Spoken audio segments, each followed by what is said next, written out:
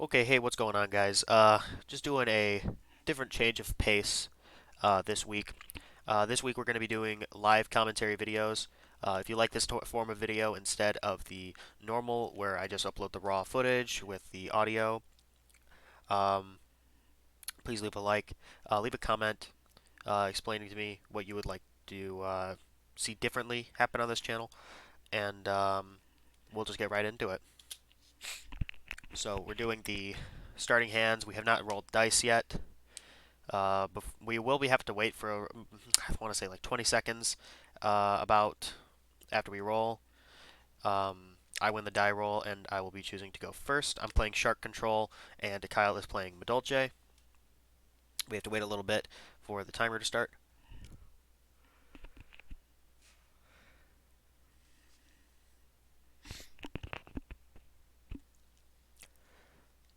And time has started and I'm going first. I start by normal summoning Buzzsaw Shark, which I will use its effect to special summon a fish monster from my deck with a same level as a fish on my field that I'm targeting, which would be Buzzsaw in this case, so I'm special summoning a level 4 fish, which is Right Hand Shark. Right Hand Shark has two effects. While it's in the graveyard and I control no monsters, it can special summon itself but banish it when it leaves the field, which is very easily outed because you just use it for Xyz material and then it goes back into the grave. But it also, when it's used as material for Xyz summon on the field, then the monster that it's summoned, as long as it's a water, uh, is now unable to be destroyed by battle. So I'm summoning Stealth Kraken, which is now unable to be destroyed by battle. Its effect is that all monsters on the field are water. They become water under his effect, and he has a quick effect where he non-target destroys and one monster my opponent controls that is water, and burns for half of its attack as damage. So he is activating Salon, which allows him to get an extra normal summon of a Madolche. He activates Prosperity, I believe banishing for 6, which will get met by my Ash.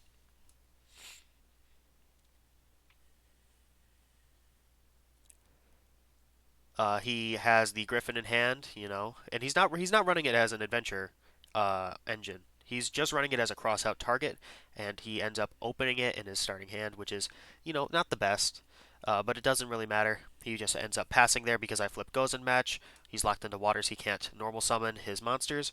I summon the Tuna Princess, which will banish itself or cost a special summon Buzzsaw Shark from deck.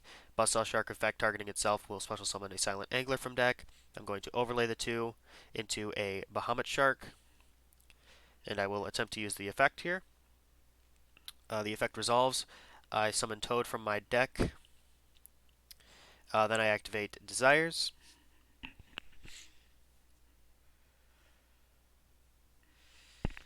Draw two.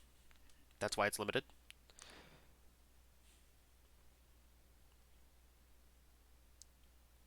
The Desires does resolve.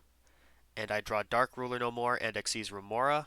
The Xyz Remora is kind of a dead card in this case because I am locked into waters, and the only way that I can get that Remora to really extend is if I go into a Vespinato. So I just use the effect of Kragan to pop his Griffin, and then I attack with my two monsters.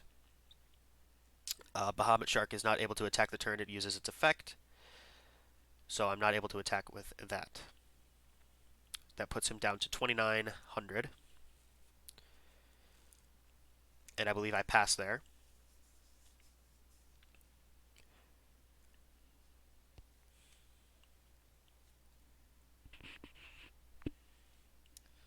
Kyle taking his time to see what he can do.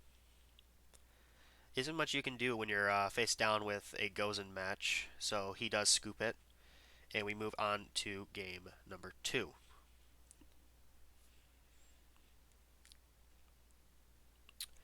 Kyle decides to go first.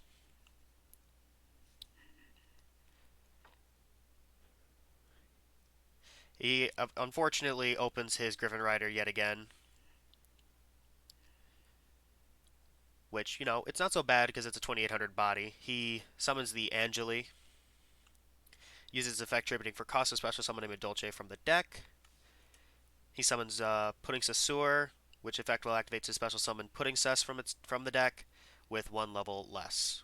So it is both they are both level 4s, so he can go into an Xyz monster here,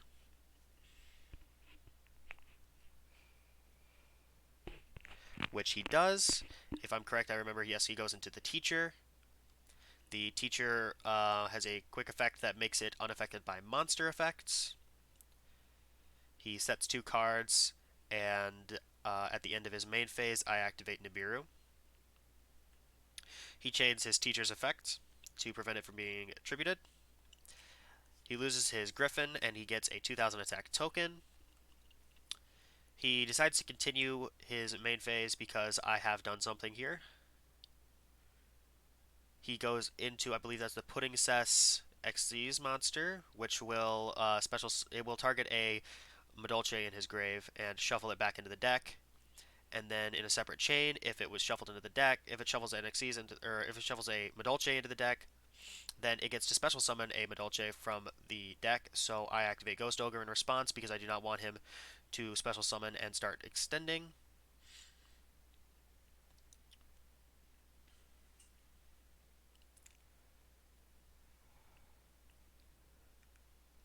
And he passes turn. Drawing for a turn, getting that Nibiru, which is real nice. During my draw phase, he activates Anti-Spell, which does not matter. I have no spells in hand. I normal summon the Buzzsaw Shark. I use its effect to special summon the right-hand shark from my deck. I believe I have full combo here. So I overlay the 2 into a Bahamut Shark, which I activate its effect. Detaching the right-hand shark, he activates Promenade, so he gets to take a Madolche in his grave, add it to his hand, and then he gets to negate a card on the field. He negates my Bahamut Shark, so I'm just simply going to Xyz into Vespanado, detach 2 from the Vespanado to special summon the Remora that was dead. Now I get to special summon 2 sharks from my grave, special summon them, but they can only be used for an Xyz summon and only of a water monster, so I overlay the 2, go into, I believe, the Stealth Kraken yet again.